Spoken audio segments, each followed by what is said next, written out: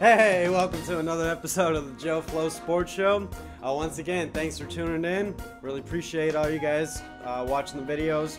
I definitely want to take this time before we get the show started to, I just want a big shout out to my cousin Adam Ostoich for, watching every episode. Saw him at the Serb Fest a week ago, and he told me that he has actually caught every single episode, and we really don't even communicate like that. So thanks a lot, little cuz. Really appreciate it.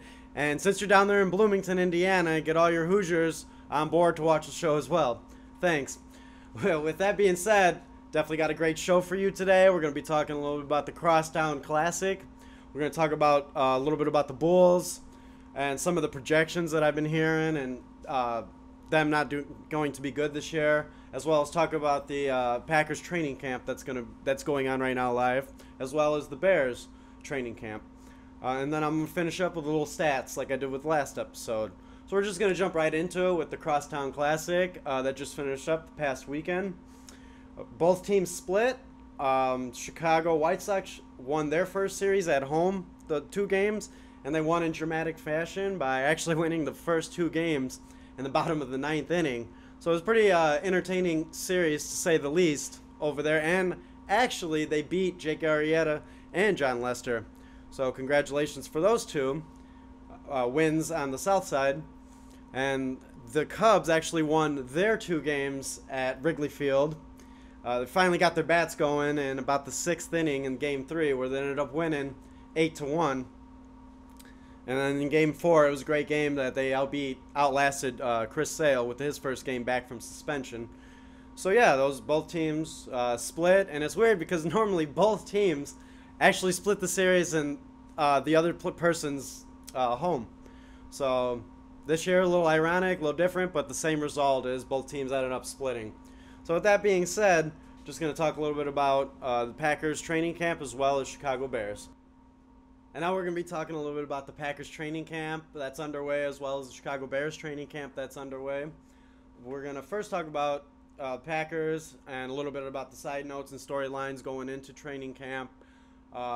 Things that I read and noticed is just the fact that most of the players that needed to slim down have slimmed down, and I'm talking about Eddie Lacy, talking about Aaron Rodgers, talking about Josh Shitten and Richard Rodgers, our other tight end.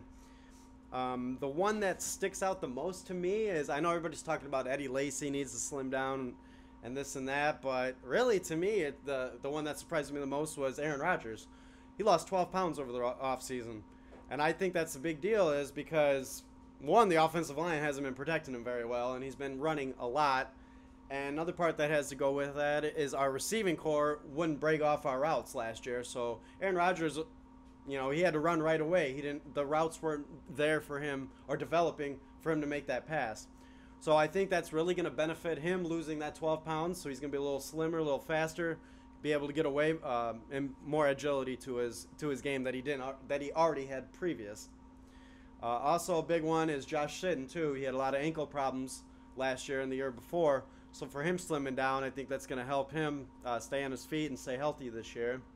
Another big story note is the receiving core has actually bulked up and got a little bit bigger with Jared Abbrederis, Jeff Janis, and Randall Cobb all putting on a little weight, which is huge because, like I said, they were the worst receiving core getting off the ball last year.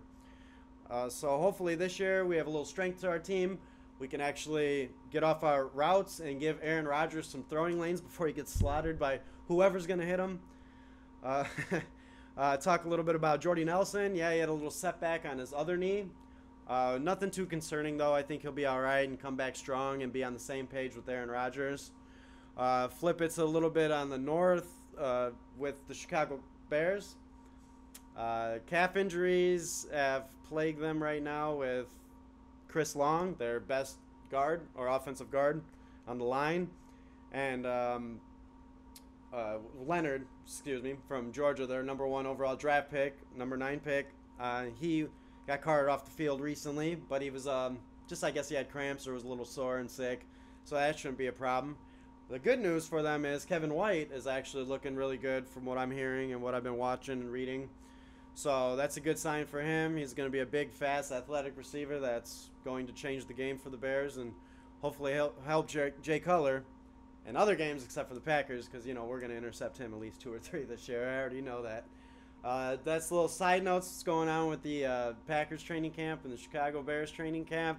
Definitely want to talk a little bit about the Chicago Bulls and a little bit of side notes that I have for you guys. So definitely want to talk a little bit about Chicago Bulls and how ESPN pissed me off right now by saying that the Bulls are going to finish this year 40-42, which I completely disagree with. Now, don't get me wrong, that might be in the ballpark, but I just don't think the Bulls are getting credit with getting Dwayne Wade and Rajon Rondo. Now, listen, I know that they've had their injuries in the past, as well as their shooting woes.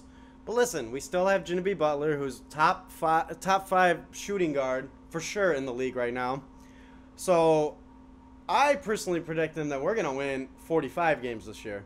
Now, call me crazy. I know that's only 5 games upgrade, but that 5-game upgrade can move us from the 8th spot to the 4th or 5th spot in the East, which I fully expect the Bulls to be by the end of the year. The only thing we're lacking to me is big men.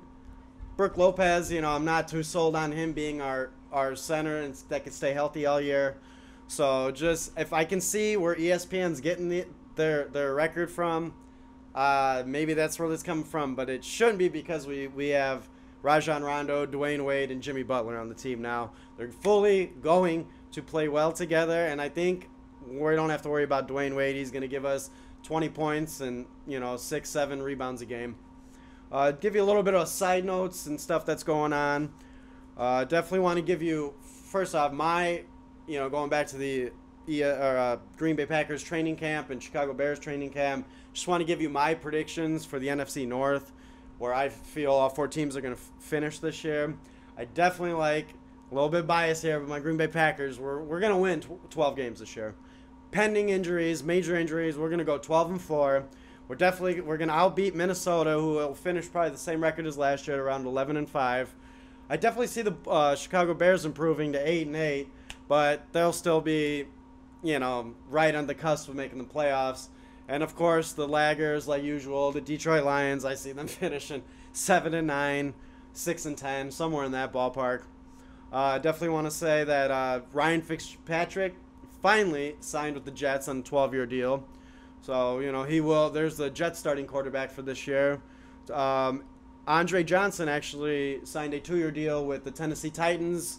He was previously with Indianapolis Colts last year, a lot of injuries and stuff, so we'll see what he does this year. LA Rams released their starting quarterback, or St. Louis Rams last year starting quarterback, Nick Foles.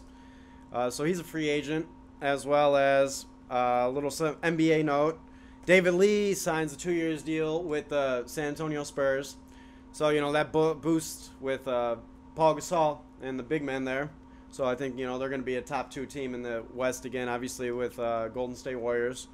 Also, a little interesting note here that Kevin Durant in 30 states has the #1 selling jersey, but the ironic part about that is he has the #1 selling jersey in Oklahoma right now. You know, you see all these videos of Oklahoma City fans burning Durant's jerseys, but yet that #1 city is buying more jersey than a Russell Westbrook jersey right now. Kind of ironic to mention and notice. Also, we definitely want to give congratulations to Novak Djokovic, who just won his 4th at the Toronto, Canada Masters, as well as we're going to finish up who just won the PGA Tour, Jimmy Walker, who actually led all 4 rounds to win his first major. Definitely the year of the first major winners this year. So once again, thanks for listening and tuning in to the Joe Flo Sports Show. Please subscribe, share, like, and view.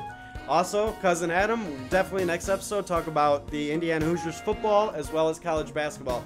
I got you, buddy. Stay sporty, my friends. Have a great day.